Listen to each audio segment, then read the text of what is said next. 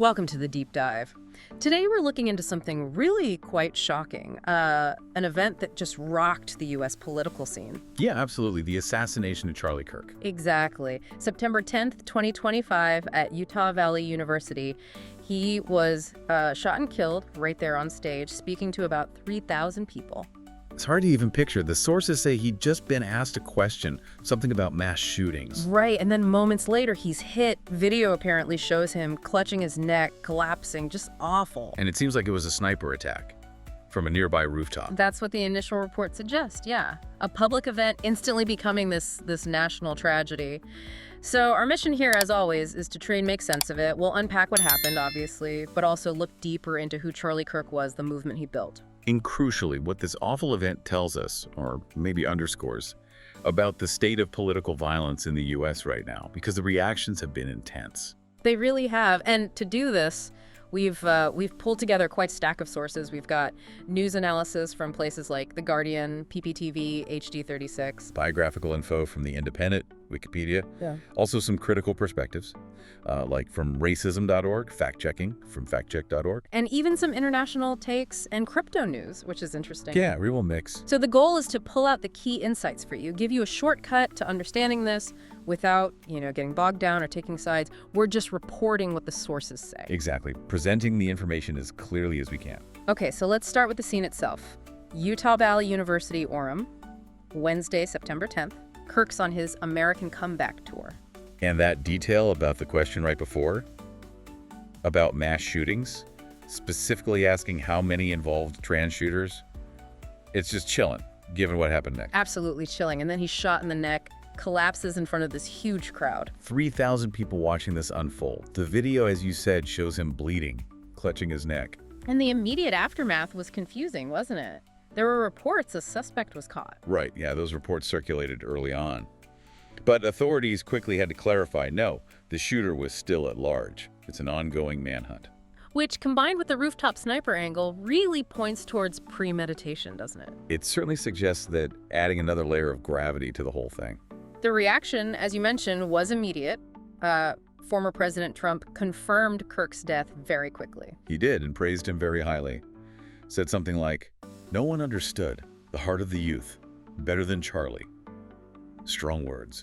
And he followed up by announcing a posthumous Medal of Freedom for Kirk, ordering flags at half-mast. Which really framed it politically, right from the start. And Utah's governor, Spencer Cox, he didn't mince words either. What did he say? He called it a political assassination.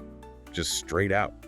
Underscores how seriously this is being taken at the highest levels. But interestingly, the condemnations came from, well, pretty much everywhere politically, didn't they? Yes. A rare moment of unity, you could say. Lawmakers from both sides condemning political violence. Okay, so to really grasp the impact, we need to understand who Charlie Kirk actually was. Can you give us a sense of his background? Sure. Charles James Kirk, born back in '93, October 14th, in Arlington Heights, Illinois. Grew up in Prospect Heights. And his family background is kind of interesting, too. Yeah, his father was an architect, apparently worked on Trump Tower in Manhattan. His mother was a trader, later a mental health counselor. And he got into politics pretty early. Very early. High school, volunteering for Mark Kirk, the Illinois Republican, no relation. Apparently, he even led a campaign against a price hike on cookies in the cafeteria. Okay. A budding activist. Seems like it. Yeah. He was apparently a big admirer of Ronald Reagan, wasn't keen on Barack Obama's rise. Wow. This is key. He actually dropped out of community college, Harper College. To do politics full-time. Exactly.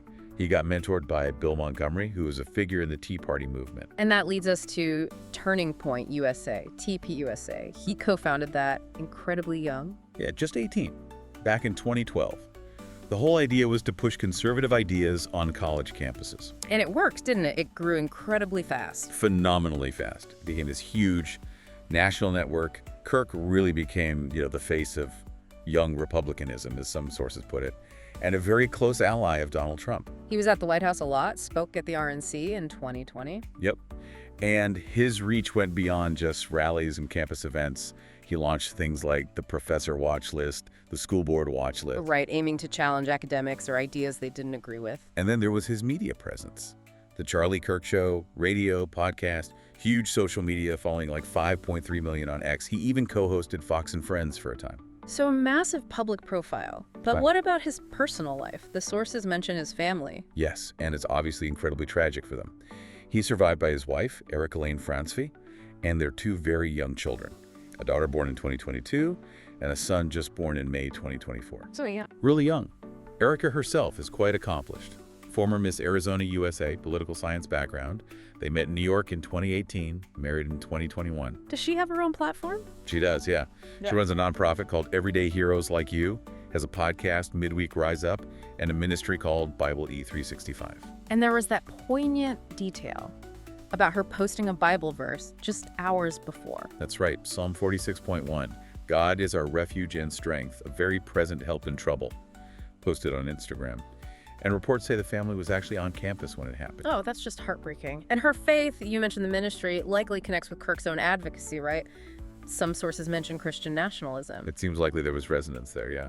Okay, so let's shift gears a bit to the more controversial side of his public image. Multiple sources we looked at: Guardian, PPTVHD 36, Wikipedia. They describe him as far right. They do. They point to his intense focus on cultural issues, his specific stances. The Guardian used strong language, calling his commentary inflammatory, often racist and xenophobic. He often went after the media, didn't he? And waded into really charged topics like race, gender, immigration. Very much so. And some sources are even more direct in their criticism. One group, racism.org, which tracks racial ideologies, well, they flat out label him a white supremacist. Wow, okay, that's a very strong claim. What's their reasoning, according to the source? Well, they argue there's a pattern. They cite rhetoric from Kirk and TPUSA that in their analysis echoed white supremacist and Christian nationalist themes. They point to how immigrants, LGBTQ+ people, racial justice activists were often framed by TPUSA as threats to, quote, white Christian America. And this is documented elsewhere. Racism.org mentions documentation by the Southern Poverty Law Center, for example. They also note a Kirk denied systemic racism existed, called white privilege a racist idea. And there was that comment about George Floyd. Yes, reportedly calling him a scumbag in one speech. Again, these are the claims and reports documented by these specific sources. And weren't there internal issues reported within TPUSA itself related to race? Yes, racism.org brings that up too. They mention a New Yorker investigation, an instance of a black staffer allegedly fired on Martin Luther King Jr. Day. And that infamous text message. Right, from Crystal Clanton, who was a high-level staffer at the time, the "I hate black people" text. That caused a huge storm. So these sources are painting a picture of recurring issues. They are. They, along with political research associates, also point to instances where TPUSA chapters apparently hosted or aligned with known white nationalists like Nick Fuentes, sometimes using anti-Semitic language. Did TPUSA distance themselves from those figures? Often, yes, especially after public backlash. But these watchdog groups argue the pattern of association itself is revealing. Okay, so beyond those specific critiques, what were some of his other major stances? Wikipedia and PPTVHD 36 mentioned a few. Yeah, very strong opposition to COVID vaccine mandates, abortion, LGBTQ+ rights. We mentioned Christian nationalism, the idea the U.S. is fundamentally a Christian nation whose laws should reflect that. And the Great Replacement Theory. That's highly controversial. Extremely. The idea that white populations are being deliberately replaced by non-white immigrants. He also reportedly criticized the Civil Rights Act of 1964 and Martin Luther King Jr.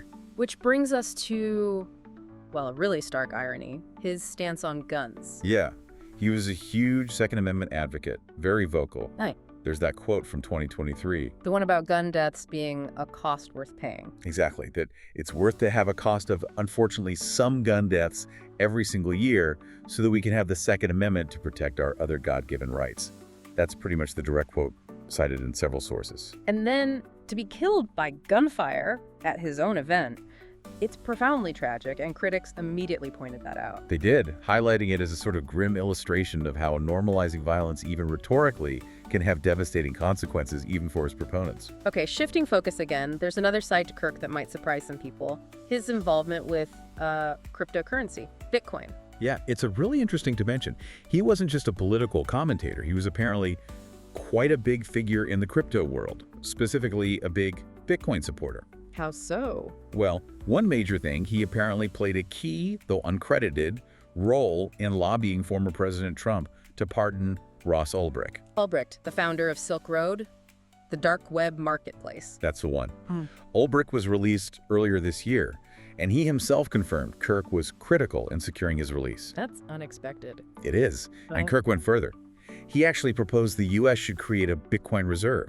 He argued Bitcoin was, quote, more honest than the U.S. dollar and could see global adoption like the dollar or even the English language. So a belief in decentralized systems separate from his usual political focus. Seems that way. It often flew under the radar compared to his culture war commentary. So putting Kirk's life and death into the bigger picture, our sources, like The Guardian, frame this assassination as part of a really worrying trend. Political violence becoming almost a feature of American life. Yeah, it's not happening in a vacuum.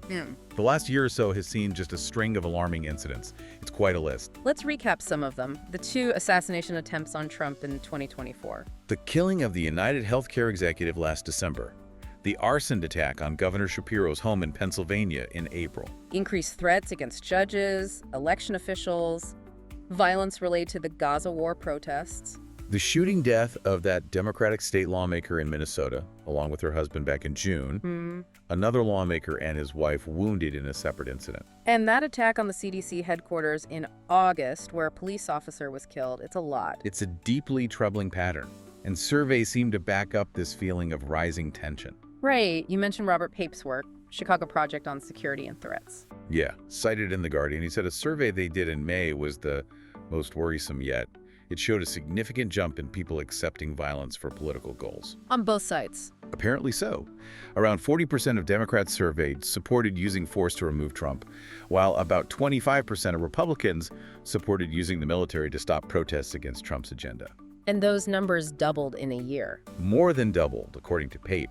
He calls this an era of violent populism. That really hits hard. Now, we did see widespread condemnation of Kirk's killing, which Pape notes is helpful to, quote, stop the snowball. But there are still very real fears of retaliation, right? Huge fears. Progressive commentators like Hassan Piker called it terrifying, worried about people seeking revenge. And on the other side, You saw reactions like from the Libs of TikTok account on X. It's just blunt. This is war. That kind of rhetoric is obviously inflammatory. and in that kind of atmosphere, misinformation just thrives. Factcheck.org had an example. They did. They debunked a claim spreading online that not a single Republican condemned the shooting of the Democratic lawmaker in Minnesota back in June. Which wasn't true. Completely false. Many Republicans, including Trump, did condemn it. But it shows how quickly false narratives take hold when tensions are this high.